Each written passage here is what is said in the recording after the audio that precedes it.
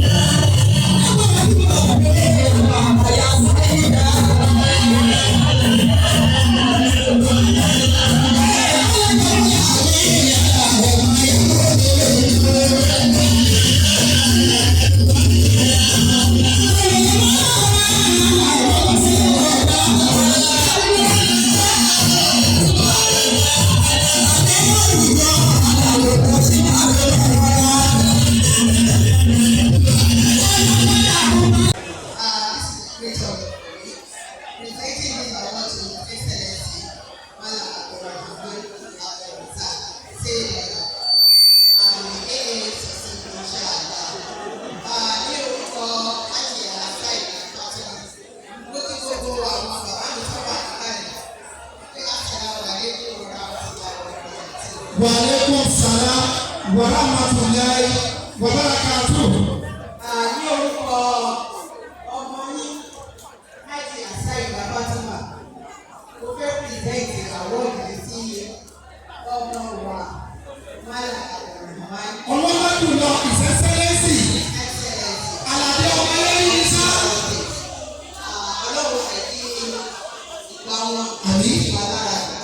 àmì ọlọ́run. Ọlọ́run mọ̀ wà pẹ̀lú. Àmì. Yóò sì jẹ́ kí wọ́n sọ̀kalẹ̀. Àmì.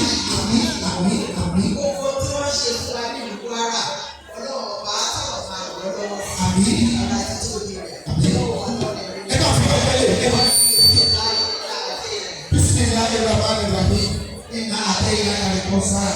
Fasalli li rabbika wanhar. Inna shani'aka Amen. Ẹ máa bọ̀ ní. Nígbà tẹ́ ẹ wo bàbá funfun.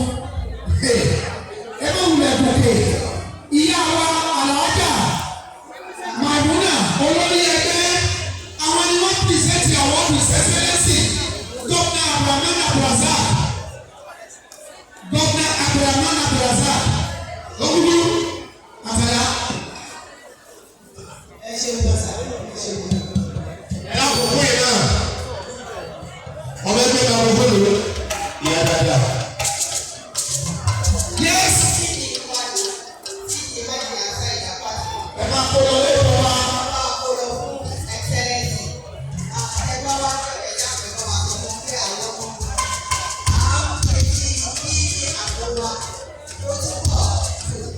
Okay.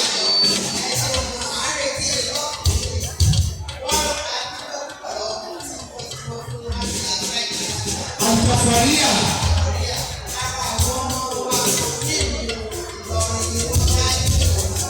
Okowa. Alade ọmọlẹ yìí sá. Yes.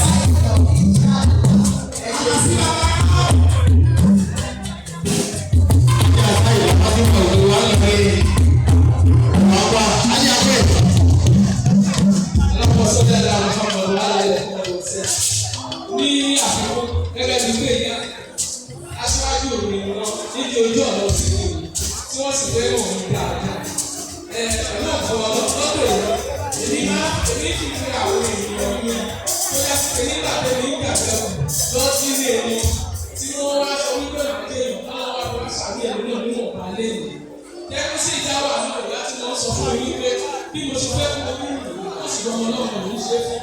Ọlọ́wọ́ ilé ìlú ọmọ ọlọ́run tẹ́ ẹ ṣe fún mi ó wà lọ́wọ́ fún ilé ìlú. Ní èmi ìlú òkú ọlọ́run pẹ̀lú ìfẹ́ tí mo fi sí ọkọ mi pẹ̀lú iṣẹ́ ẹgbẹ́ dání pẹ̀lú òkú ọlọ́run tó máa fi di Tuesday Sienna tó wọ̀ 25 million naira.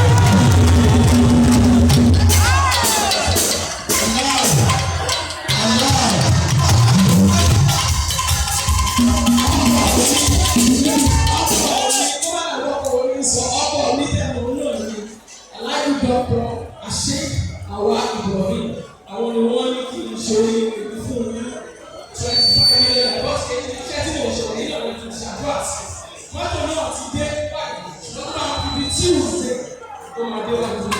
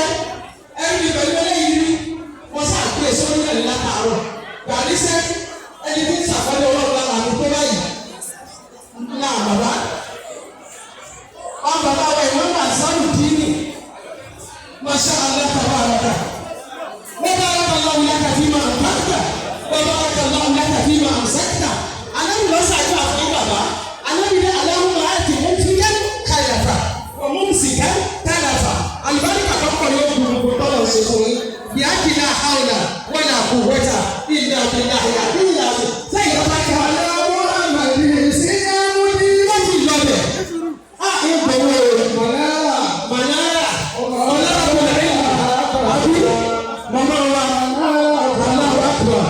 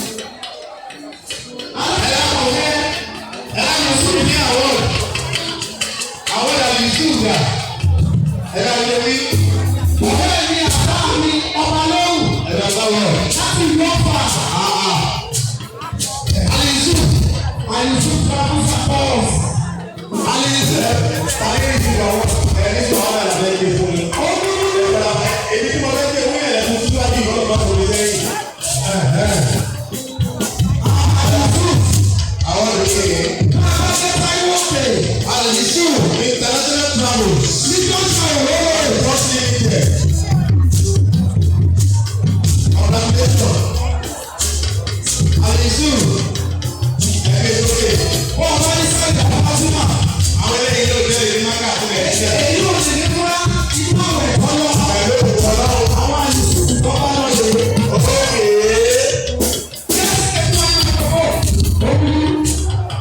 ẹni mo fẹ́ bẹ̀rẹ̀ sí ìjọba àwọn wọ́n sọ̀rọ̀ wọn. Èmi àwọn ọ̀dọ́ èyí máa yá náà. Ọ̀la ọwọ́ wa ti lé ìgbé.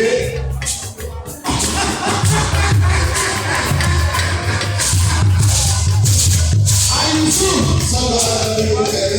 Ẹ̀wọ́n bá bá mi rà ẹ̀ bá bá. Àdúgbò ọ̀rọ̀ náà. Alhamdulillah. Ọba tó ní kí ọlọ́run kó sojú gbogbo wa. Àti màmá wa Sẹ́yìdá Jàfàríyà. Ọlọ́run ṣe lé ní ìtọ́jú òkú ẹ̀ṣin láyé o. Àmín. Ọ̀dọ́ la ọba àdúgbò ní sẹ́yìn ló ṣe é. Kí wọ́n má bínú náà àwọn pẹ̀lú aláṣẹ àtọ̀dá iléeṣẹ́ àdìsú. Wọ́n ti ṣe ìdúró méje àti yàrá mẹ́fà láàrin ara wọn. Àwọn tí ọlọ́run bá yẹ wọ́n ní kọ́ gẹ́gẹ́ yẹn náà yẹ. Bẹ́ẹ̀ni. Àwọn ní kí àgbà òbí wa lórí 500,000 naira. Ìyá sọ ọ̀gbọ́n wa.